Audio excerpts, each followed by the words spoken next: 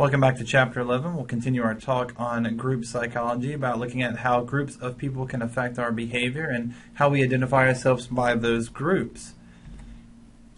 De-individuation is probably something that makes us most wary of being in groups, especially large groups. And if you've ever seen a riot after a sports event, then you know this concept.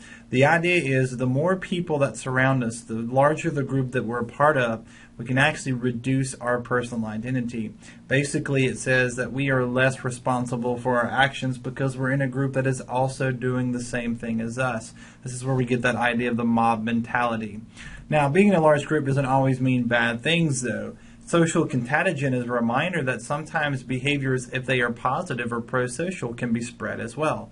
For example, if I'm in a theater, I find that I laugh a lot harder than if I'm watching a movie at my house. That's most likely because there are other people around me laughing as well, and so that emotion sort of infects me. I become part of that group psyche.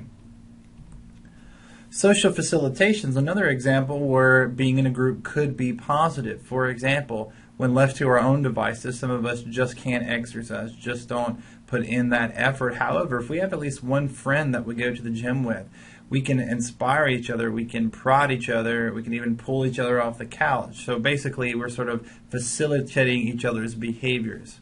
Unfortunately, sometimes the groups can be strong enough that if there is a weak link, that weak link isn't discovered, and that's called social loafing. I could be in a group of 4 or 5 people, and if 4 of those people are high achievers, then maybe I can end up not doing very much at all. If you've ever been in a group project in high school or college where some of you did a lot of the work and a couple of people did very little to no work, but everybody got a similar grade, you saw how social loafing can be effective.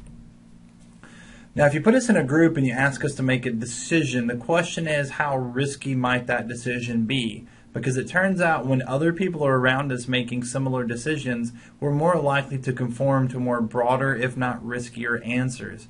For example, you might not ride that roller coaster by yourself. However, if your friends are doing it and they're poking and prodding you, you're more likely to say, yes, since we're all doing it together, I will do it as well. Now, with that said, sometimes those decisions aren't always the best, but the fact remains, since I've been in this group for so long, I may end up absorbing or polarizing myself to their attitudes, their ideas, and their behaviors. So, again, behavior I normally would not do, feelings I normally would not feel, I start to experience because that's what the group feels, that's what the group believes. And this can lead to problems like groupthink.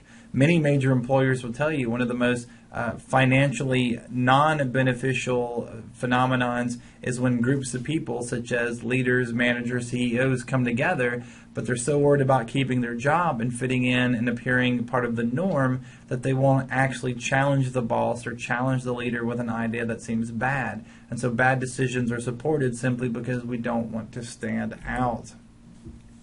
Now let's talk about how we define ourselves in our relationships.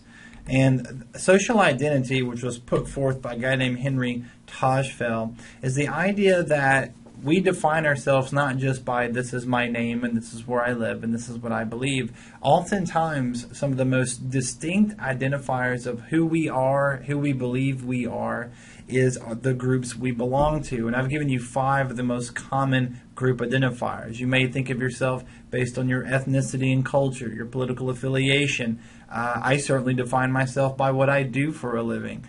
My friends and my family help create what I believe in. And if I believe I'm part of a stigmatized group, a minority, then I might use that as a badge to identify myself. Regardless of how you see yourself or see your group, it was Tajfel that argued that we have to feel good about our groups if we're going to feel good about ourselves. Now, at first, this doesn't seem so bad. Okay, the idea is, once I figure out who my group is, let's say that I identify as an athlete, I identify as a teacher, I identify as a nerd, I identify as someone who loves this band. Whatever the group you feel you belong to, it makes sense that you want to think good things about them. We call all those people who belong to the group you've decided you are part of your in-group. We all like the same movies. We like the same band. We're part of the same team. We're part of the same culture, the same religion. That's your in-group. By definition, there are many people who aren't part of your group, and we call that the out-group. Now, normally, if we could stop there and simply admit that we're part of groups and some people are in other groups, that would be fine. But since Teichfeld is referencing the fact that for me to feel good about myself, I have to feel good about my group, it starts to morph, it starts to mutate into something sometimes a little more destructive. Instead of being my group and your group, it becomes us versus them. My group has to be superior because my group is who I am. Why would I be in a group that's inferior? And that's called ethnocentrism. The idea that it's not just that your group that you belong to is different, it's that your group is inferior. Because remember, by nature of being in a group, I have to feel good about myself. It doesn't feel very good if I say to myself, well, if you believe differently or you act differently or you like things differently and you're better than me, better than my group, it's a very difficult attitude to maintain. And this is where we start to see the sparks of prejudice and discrimination. Prejudice is that belief, that idea that you are superior and by definition a group is inferior, that ethnocentrism we just talked about. Typically this is based on negative stereotypes. So if you are part of this race, part of this religion, part of this athletic team, a part of this subculture, I generally see you unfavorably. I see you as bad. I see you as wrong, in part because of my group identity. And unfortunately, that prejudice, that fear, that hatred, that dislike can become discrimination. Discrimination itself is a matter of behavior. So prejudice is the emotion, the feeling. I feel you're inferior. I feel you're wrong. Discrimination is the behavior that reflects my prejudice. I will treat you differently because you are. Let's be clear, guys. Everyone listening to this is prejudiced. By definition, you're part of a group. There are other groups not part of yours, and we can't help ourselves but feel like they are inferior because they are not in the groups I am in. Now, hopefully, many of you have learned, have been taught to catch your prejudices, to say things like, I recognize that I'm being unfavorable, I recognize that I'm thinking inappropriately, and hopefully it doesn't lead to actual discriminatory behavior. And let's be clear, sometimes we're prejudiced about silly things, like you like this type of music and I don't, therefore I think all people who like that type of music are inferior to me. It's not quite the same as race, religion, politics, but unfortunately it can sometimes be just as powerful a force to create discriminatory behaviors. So where does prejudice come from? Well, first of all, if you believe there truly is a difference between you and that group. For example, to talk about religions, Christianity is actually one of the most diverse and fractured religions there are. There are many versions. If you look at just the Protestant branches, from things from Baptist, Methodist, Episcopalian, you look at Catholicism, which has some very unique dogma. Many theologians would argue that those religions are similar or even the same religion, just with different dogmatic practices. But as long as those groups have different labels, you can see yourself as I'm in this group and they're in that group. To use that religious example, I recommend you look at the Northern Ireland conflicts, where many men and women have died, have killed each other over the name of are we Protestant or are we Catholic, even though, again, many people would argue that's the same religion. Secondly, lack of equality. Anytime you have two groups or two cultures that do not have equal resources, it's not surprising that the haves and the have-nots begin to see each other in a prejudicial manner. It's kind of similar to the concept of competition. Whenever you have two groups that are competing against each other, by definition, those two groups cannot get along, at least in that moment. Now, let's be fair. Sometimes competition is fun. If you're an athlete listening to this or you enjoy watching sports, you know that competing is part of the game, part of the fun. But think about that. By definition, only one person can win the game. So have you ever noticed how certain sports fans who aren't directly playing or competing can suddenly become very violent, very angry against another group of people simply because they support the other team? And of course, only one of the teams can walk away with that prize, with that goal. We find that when we cooperate, we typically have less prejudiced behavior. Fourth, if you have limited to no exposure to a group of people, don't be surprised if you demonstrate some prejudiced behavior. After all, you've probably only picked up a few cursory pieces of information, and it's probably been oversimplified information. It's only when we truly meet people, we get to know that culture, we spend time with them, we start to see the similarities that we have. And ultimately, prejudice can exist if we live in a world and a culture that says it's okay. If you grew up in a house that says it's okay to be racist, to be prejudiced, to be violent against a group of people, then that behavior will continue. If you live in a house or a community or a culture that says it's not okay to demonstrate those prejudices, that discrimination, then we're less likely to see it happen. One of the famous experiments in prejudice behavior was through Musharraf Sharif, and it was called the Robber's Cave Experiment. He took a bunch of random boys and pitched this experiment as a summer camp, and that's what they thought it was. They were coming over a weekend to do things like camp out, ride in canoes, play baseball, various outdoor activities. Now, these boys were arbitrarily put into two groups, the rattles and the eagles, okay? And so you got the snakes and you got the birds, and again, random name drawing. They were randomly put in these groups. And over the course of the few days that this camp was happening, they intentionally manufactured conflicts. For example, they would have one group playing baseball, and they would schedule the other group to play baseball during their time as well. So having to compete for resources, these boys quickly grew angry. They became sometimes violent.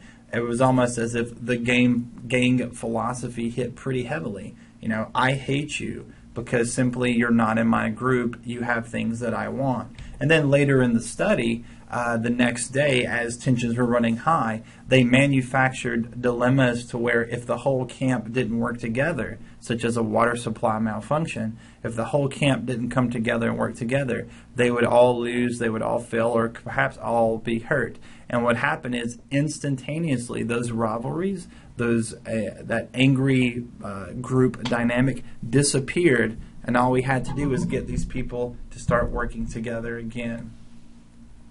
Now I'm going to wrap up this video and wrap up this chapter in talking about groups by talking about what actually attracts us to one another. And I don't mean necessarily physical attraction like dating. I mean some of us are friends and some of us are colleagues and some of us we will never spend time together. Well, why? What attracted you to someone? What brought you closer, near to them versus someone else at your work you don't really care for or don't want to spend time with? That's interpersonal attraction, and I'm going to show you several qualities that can predict this.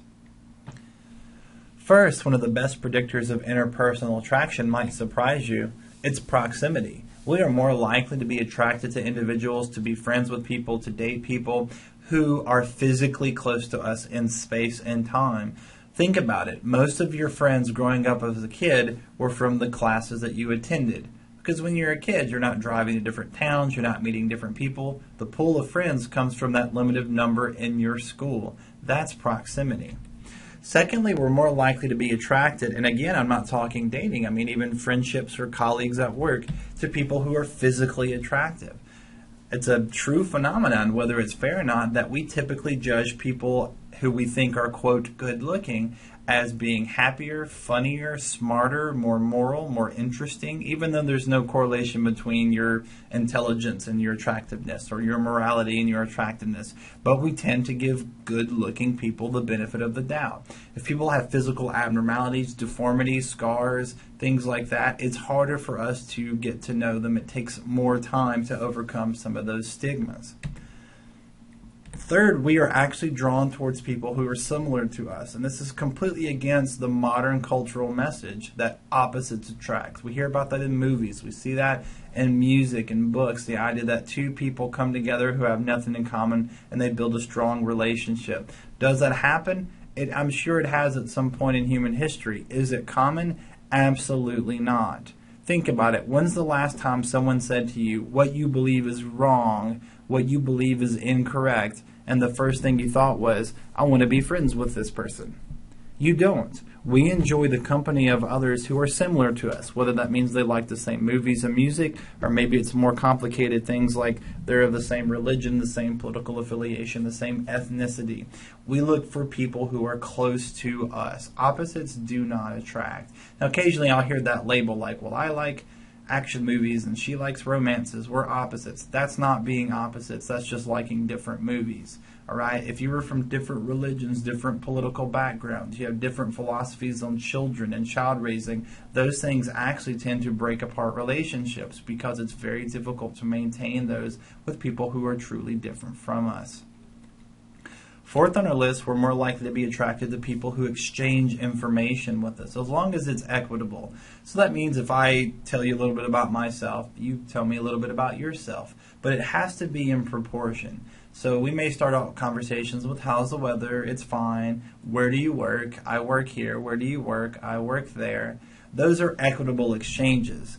If I introduce myself and I tell you, my name's Nathan and I'm a teacher at Crowder College, and you come back and say, my name's Bob and I've been in prison for 5 years, that may be an interesting piece of information, but that seems a bit personal, a bit private, and that doesn't seem equitable. You've maybe told me too much information in this volley of information. So as long as we can exchange in proportion, we're attracted to that. And it works the other way too. If you tried to be open with someone and they simply close down, they don't share anything about themselves, they simply never engage, then it's much harder for us to build relationships. And finally, intimacy. And I know we think of that as a romantic word, and that's fine, but the actual definition of intimacy is trust. Do you trust someone? Those are people who you would tell anything to, and you would tell them because you know they will keep your secrets, they will help you. Some of us have friends that we know if we were to show up in jail at 3 in the morning, they would come bail us out. That's an intimate relationship. Some of you know this because you've had friendships who quickly disappeared or deteriorated because you lost their trust. Maybe they said things that you told them in confidence that you didn't want anyone to know, or vice versa. All right, well, that's enough of this video and enough of this chapter. We've looked at what brings us together, some things that can affect our behavior in groups, some interesting experiments. So we'll see you next time.